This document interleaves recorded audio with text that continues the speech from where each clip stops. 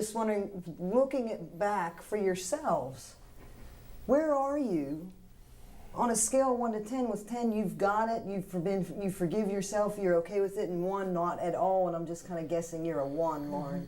Where would you rate yourselves as far as the forgiveness goes? If you don't mind, Go ahead. I'm like at I'm at about a 5 right now. Okay. I realize that some of the stuff I did to get her when I was in my addiction. I mean, I was in active addiction. I mean, that's what, when you're in active addiction, that's what you do. So, I mean, I'm starting to get it. Like, And did you start where she is, down at 1? Or I was a 0. Okay. I was a 0. Okay. And really that's what group can do, is try to help us move up that scale. That's good. So, someone else, where are you? What number are you as far as self-forgiveness goes? I'm about a 7. I absolutely started at like a -100. You know, until I came in here, started working the steps, and really got myself in a space where I could say, okay, that was then, and those were the choices that I made out of a place of sickness, and now I can make some different choices. Till I got there, absolutely, I was awful, I was worthless, there was nobody that was ever gonna love me again, and I didn't deserve my children. Those were all true for me. And you know, I'm going to come back to this love, connecting that love piece with forgiveness too, so I'm going to hold back on that. How about for you, Morgan? What's your number as far as self-forgiveness now? Today, probably a 6, but it fluctuates, especially when I see those people that I hurt.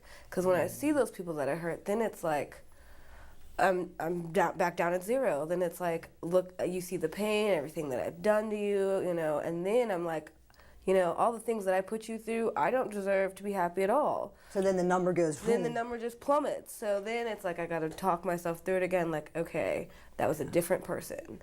Like, and that's kind of the only way I can really think about it sometimes, as separating, this was a different person, this was not me. If I wasn't on drugs, I would have never done those things. So it's just realizing that we had no control. And remember, we talked about recovery is that change piece. Abstinence you all have plus change equals recovery, and that change is a process. Sometimes it's 1 step forward, 2 steps back. Yeah. JP, would you like to? Is it okay Yeah. if I pass? Absolutely. If you feel more comfortable passing on this, that's I- sure. Add whatever you like. Well, I think one of the things that I've found is, like when she was saying like fluctuating, sometimes I forget about the process. You know what I'm saying? I didn't just automatically get into heroin and like full blown like fiend. It was a process to get there too. I mean, you know, And recovery is a process as well. Healing's a process as well. yeah. There's a lot of, you know, just beating up on ourselves. That's the same thing as not forgiving ourselves. And it doesn't, that's what the addiction did, was beat up on ourselves. You know, I bring, you know, we use these props sometimes just to drive it home, and I just think that you beat up on yourself when you were using, you know, just beat the heck out of yourselves, and you know, it doesn't, and now that this is gone, okay, it's kind of like this is still there. Go ahead and grab a hold of that, Lauren. And you almost have this up. Yeah. Is that what it feels like? Yeah. And when you all were at that 1, is that what you just constantly walked around? So even though the booze and the drugs are gone, that hammer's still there. Yeah. And I think it's going to be a good idea if we just keep working on being able to put this hammer down. That's the focus of group can be, is how do we get this hammer down? Okay. I'm just going to see it.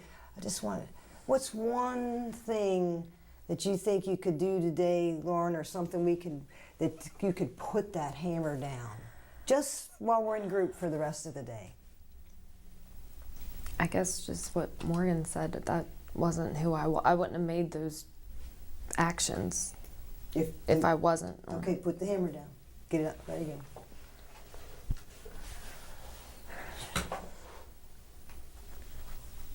In this example, the leader got members involved while working with one member. She used the round to involve others and to get the member to go deeper into her thoughts. When a leader is able to get a member to do some deep personal work, the other members usually find it very helpful, either in trying to help the working member or in going deep into their own thoughts about a similar issue. Heidi stayed with the working member for a few minutes and then moved the group to a meaningful discussion about forgiveness.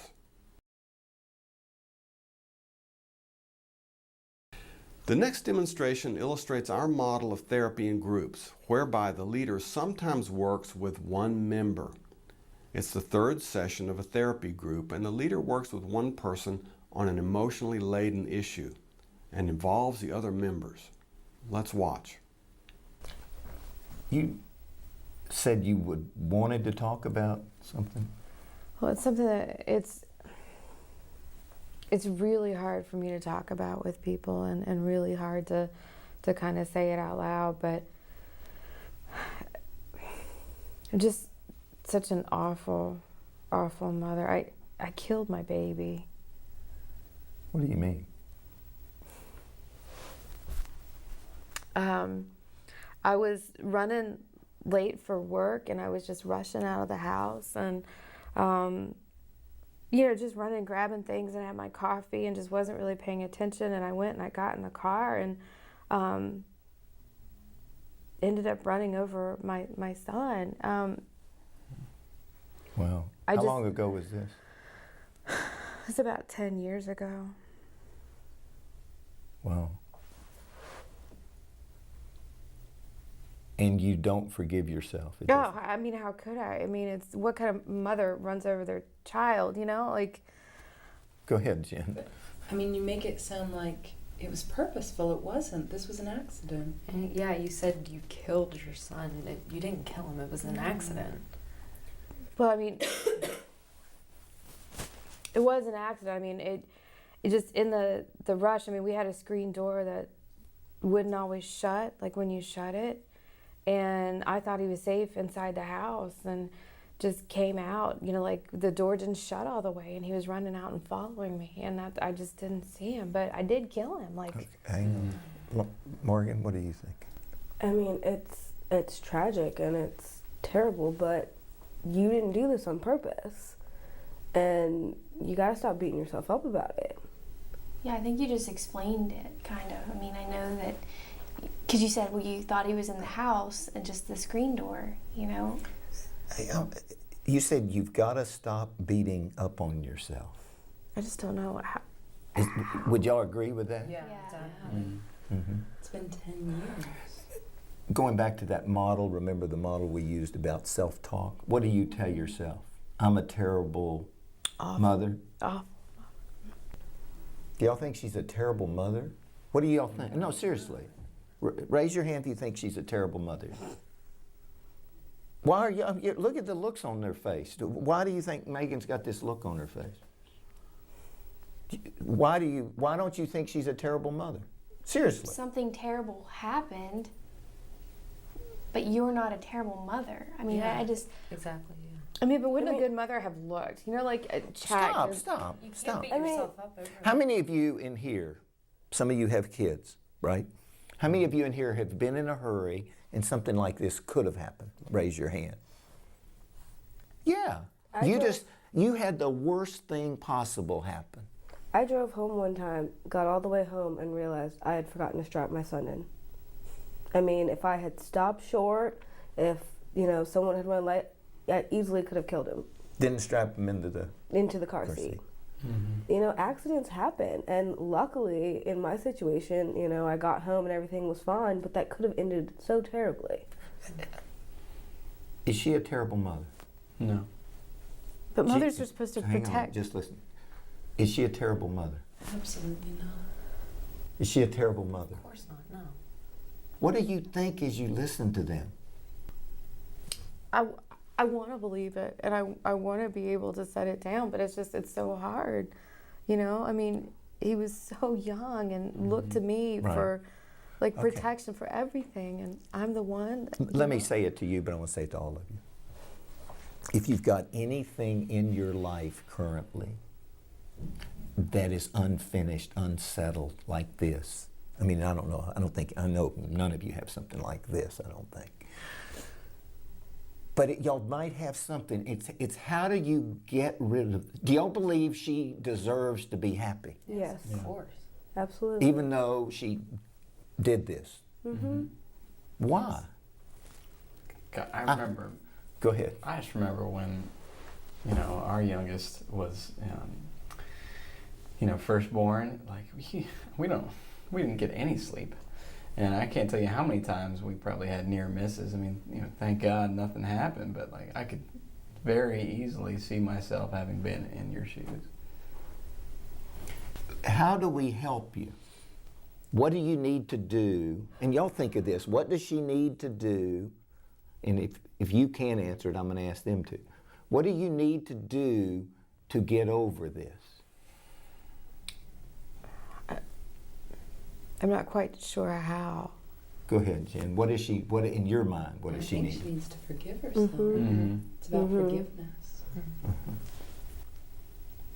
As we said earlier, when the focus is held on one member, a skilled leader usually involves the other members in an active way. In so doing, it keeps other members interested, and it's often therapeutic for members to help a fellow member. In this example, Ed knew it was therapeutic for the working member to hear from others and see their reactions. Next, we see another example of Ed working with a topic that's relevant to all the members.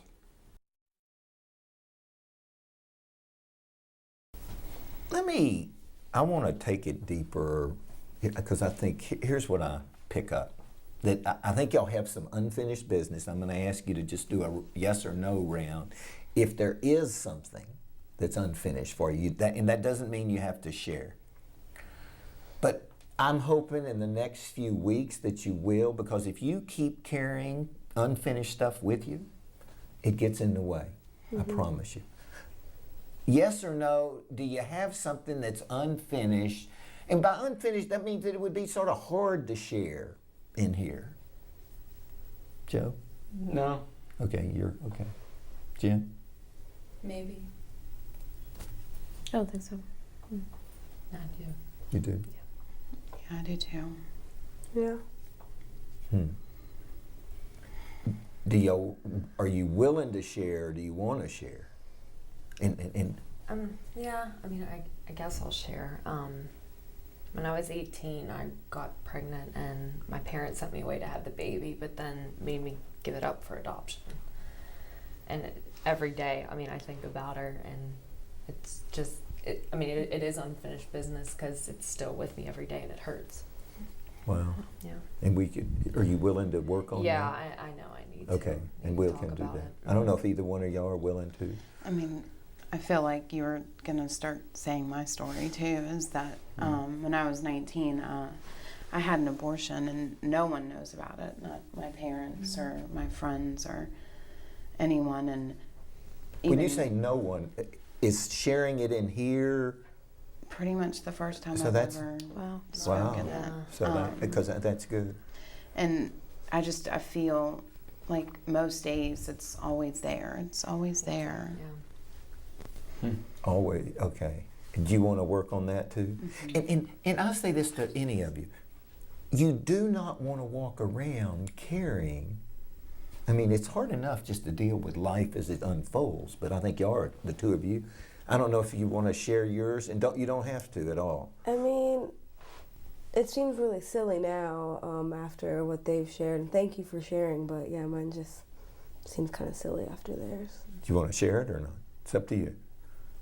Well, I don't know. It just seems kind of petty now. But when I was in high school and I was on the soccer team, I voted for myself for captain, and everyone else voted for other people. And so I've always kind of felt really guilty about that. But I mean, that in your mind is unfinished. Mm-hmm. Okay. And we could come back. I think we can help you with that if you'd like to. Okay. Do y'all think she needs to feel guilty for voting for herself? No. No. Why? Let's just do this for a couple of minutes, then we'll come to the two of you.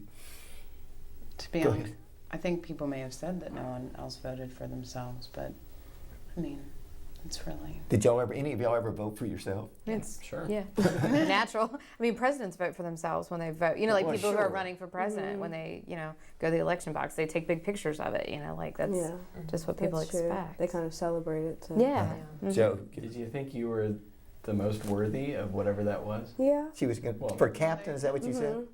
Okay. Well, it's pretty obvious to me then that it's okay. Did you win? No. I did not. Okay, then it didn't even matter. But that's really bothered. And some of you might have something like that. if you do, think about bringing it up. I want to work with the two of you, but if you've got anything, why not use this group? And I appreciate what you're doing. You're sharing something that you don't share with anybody. Which one of, either one of y'all, or who wants to? If I can, I just Go ahead. I wanted to say thank you to both of you because I feel like my heart is beating out of my chest right now. Just having that ability, like that courage to say the thing that you never tell anyone, and I can really, really relate to that. Like, and I've got to apologize. I've lied to all of you. I told you that my dad was dead, and he's not. My dad's in prison. And he's been there for about the past 25 years because he was having sex with my sister and I. Wow. And I've never told anyone.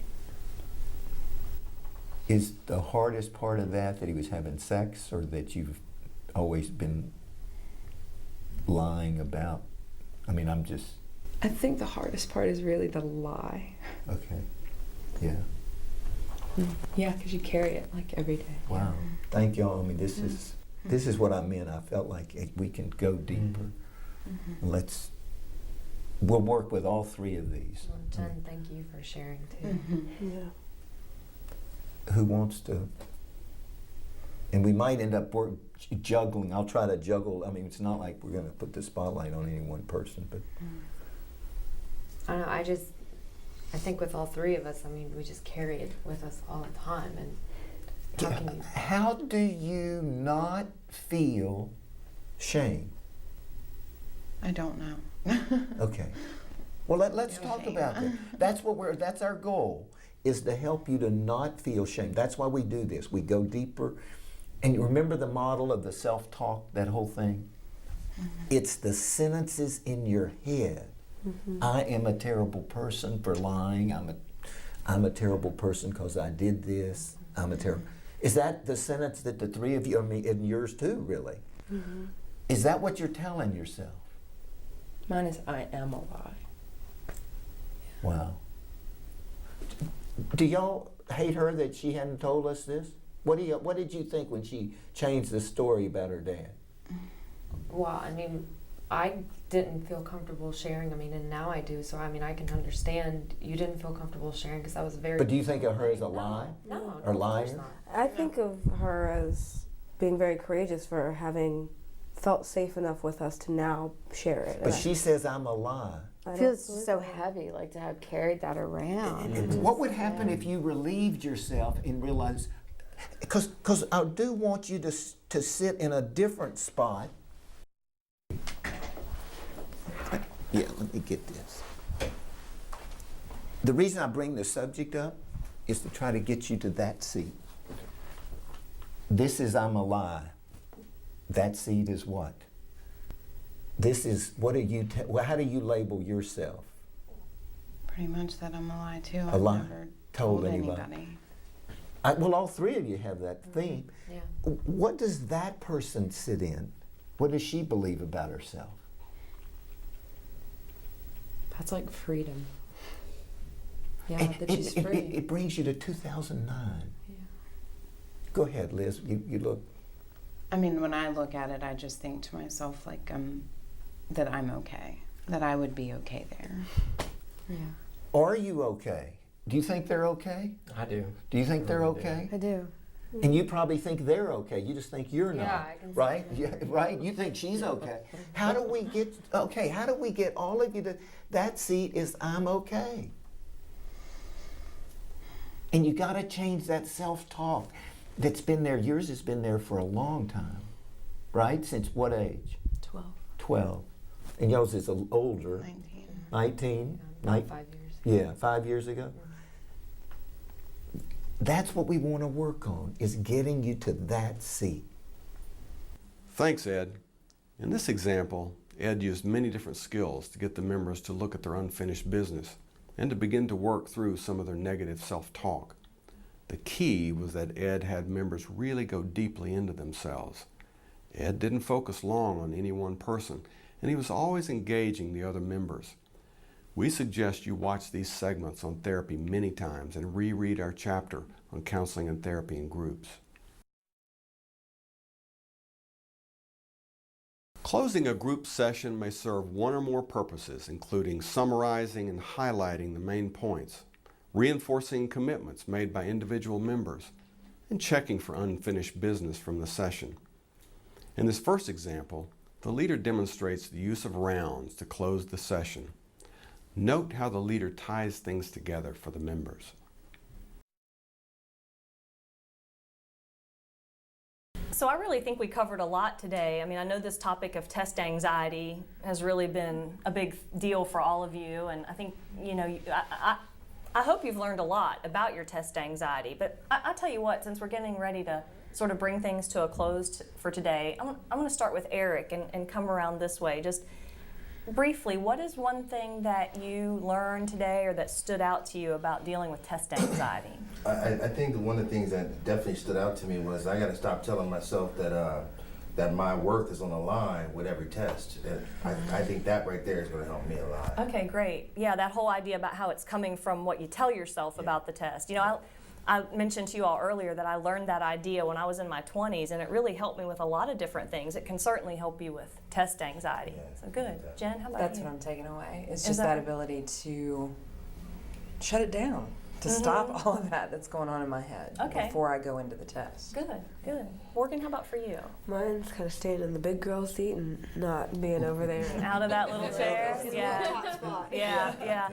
That helps me a lot, thinking, especially when I'm getting ready to take a test, get in the adult seat, don't be in your child about it. You know, that you're going to get the better result, the result that you want if you stay in that thinking seat. Just what you were talking about, and agree with those guys about that negative self-talk, and I think I'm gonna try to start paying more attention to it, and even how you said like writing it down. Like I think I'm gonna try that before the next test. Yeah, really giving thought to what you're telling yourself about that test or about that situation. Good. And Jane, how about for you? I'm like Fran, I want to work on my negative self-talk and get out of that chair too. Okay, good. Okay. Well, I appreciate you all sharing, and I hope that's been helpful. You know, everything, your self-talk, staying out of the small chair, and hopefully the next test you take will go a lot more smoothly.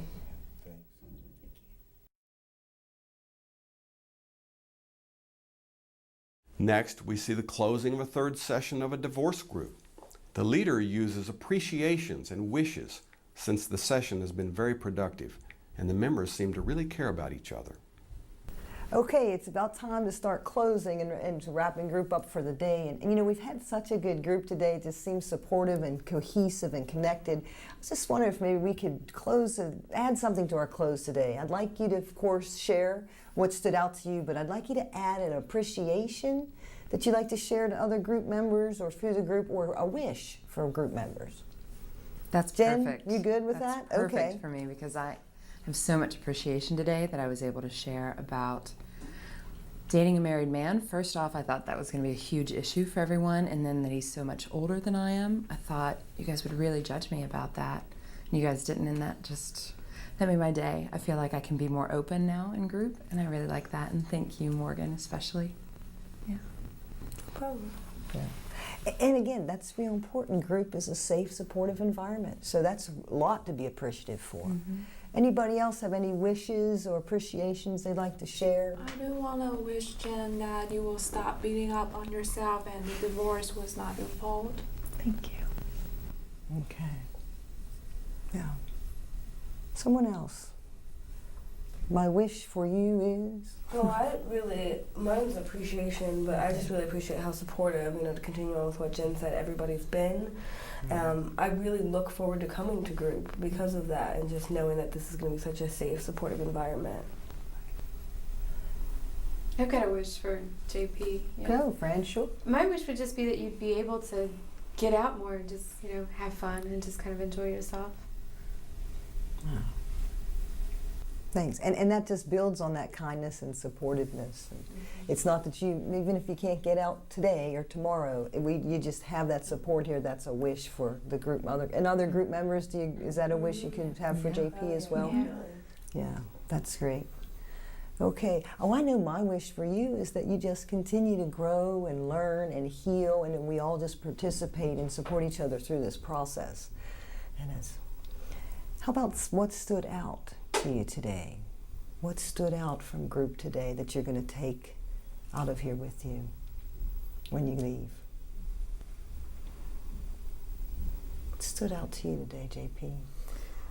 Just being able to share everything, and especially basically the wish that you guys gave me. That's probably what's going to stand out the most. Okay.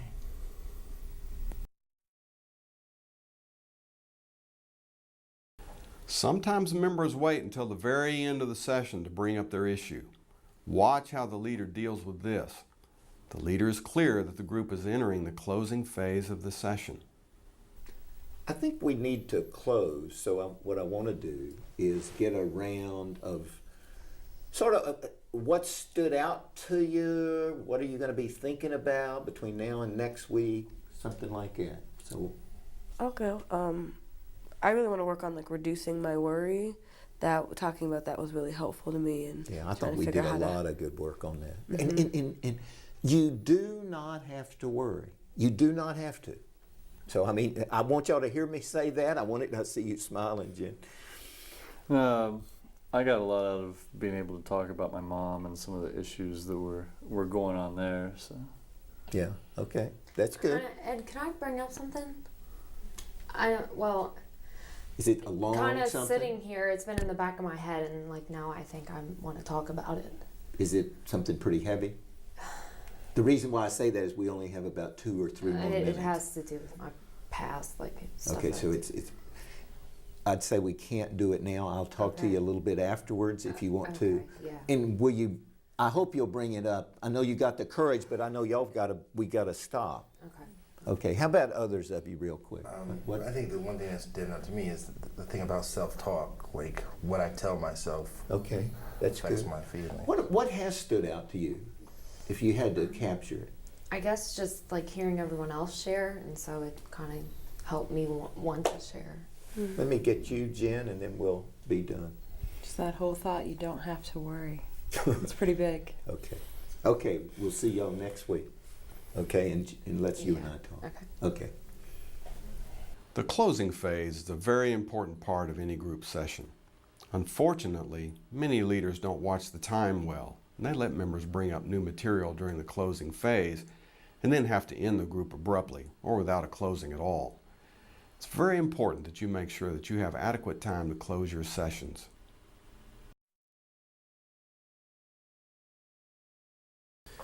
Now that we're ending these 2 days of videoing these role plays for the group to be a companion to the group book, Ed and Riley and I want to take some time, first of all, to really thank you so much for participating as a leader, as members.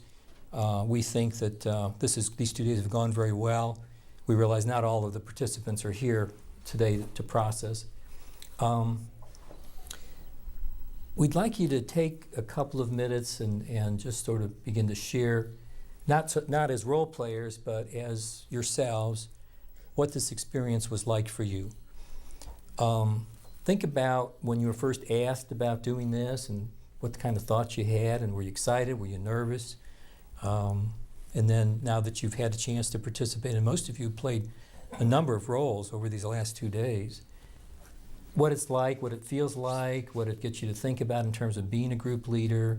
Some of you have actually read the book, used the book, and so that's been, maybe a factor in terms of your playing roles and your understanding of groups. And who would like to start? I'll go ahead and start. I would like to thank you for the opportunity, because this is a book that I've been reading, I think, since the 3rd edition as a student originally, and then I use it as an instructor to continue to teach and use it in other graduate programs. And I certainly use it to frame up and support how I continue to run groups. So it's a great resource. It's very practical, and I think this DVD will just augment what's already been such an effective piece of teaching literature out there in the field. But as far as being a leader for these last 2 days, what was that like? That's why I did it, because 'cause the you- book has been such a part of my practice from beginning when I was in school, and when Ed asked me to come in and participate or add to it, I just thought, what a great way just to bring the book to life. Great. And so that was what motivated me. Thanks, Amy. Someone else?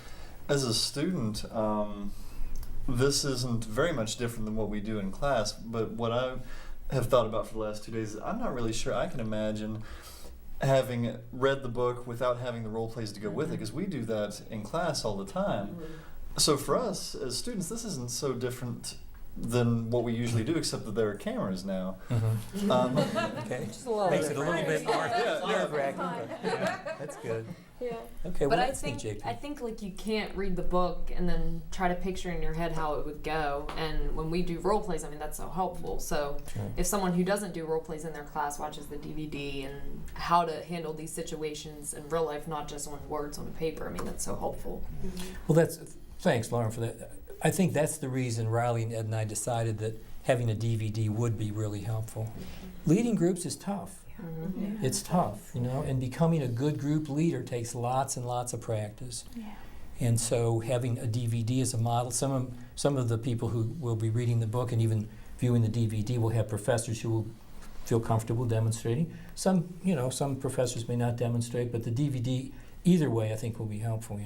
Other thoughts, though, just about being a member and participating in work? For me as a first-year student, I haven't taken the group class yet, but I really enjoy doing these role plays, not only for the experience of being on the other side as a counselor, but also for the experience of being like in the role of a client, because it's really nice sometimes to kind of get their perspective as you get into the role and like, oh, this is how it feels to be on the other side, or this is how it feels when you do this, and really just to see the techniques, but then also to have all of these great leaders that have come in and worked with the DVD to see what they do has been really beneficial. So it sounds like I'm sorry. Oh, I was going to say it excited you about being in the class. When, when Ed first asked me, I was like, this is a great opportunity. Let me say something, then I know. Fran.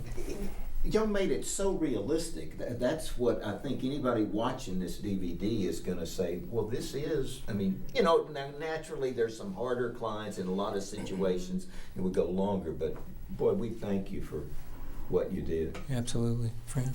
Well, it's just to kind of dovetail on what Morgan was saying, I think role plays a lot of times are a necessary evil, and a lot of times counseling students, feel very uncomfortable with them. They feel as if, they don't really want to put their all when they do it, but it's the best chance to get a chance to practice it before you do it with real people, and it's the best preparation for it. And I just know from, my own experience, my original group class, it gave me some basic skills, but it wasn't great. But I was lucky enough to be teamed up with Ed, as a student, and I consider him to be my mentor, and I've learned so much from him because I'm doing groups professionally now way more than I ever anticipated. It's just something I didn't see in my professional life. So I'm so glad that I've got that opportunity and that chance to do it. And I think all the role playing just helps to reinforce those skills. Thanks. I really feel an honor to be here, and as a young professional, because I just graduated in the field, there are a lot of people wanted to learn like how I learned my group leading skills. So I think other people doesn't have a chance to learn from Jacobs and the professor here. Right. They can really learn from the DVD. Yeah, excellent. Yeah. I think one of the things I took out of this, when Dr. Jacobs approached me about doing this, I noticed the one thing I could picture was, I know when I deal with a lot of my colleagues who didn't study the way I studied, diversity scares them in groups. And one of the things Dr. J and I were talking about was the fact that this would be a diverse group of students that he has, and past students and present students. So I think to give an example or give them some kind of visual aid to see that diversity, if you have the skills and techniques to do this and you lead it with theory, it's definitely doable. And you can do it well. So and my doing this is just a reiteration of what I learned, and so it's just good. Great. Any other comments? Anybody wants to add? No, you're all set. Yeah. I was really honored as well. I shared that with Jane, that I was honored to be asked to do it. And I think for me, having worked in the field and then come back to school later on, it was really important to look at how are people learning these skills? How are they learning how to be creative and effective? Because real clients are going to throw everything they've got at you.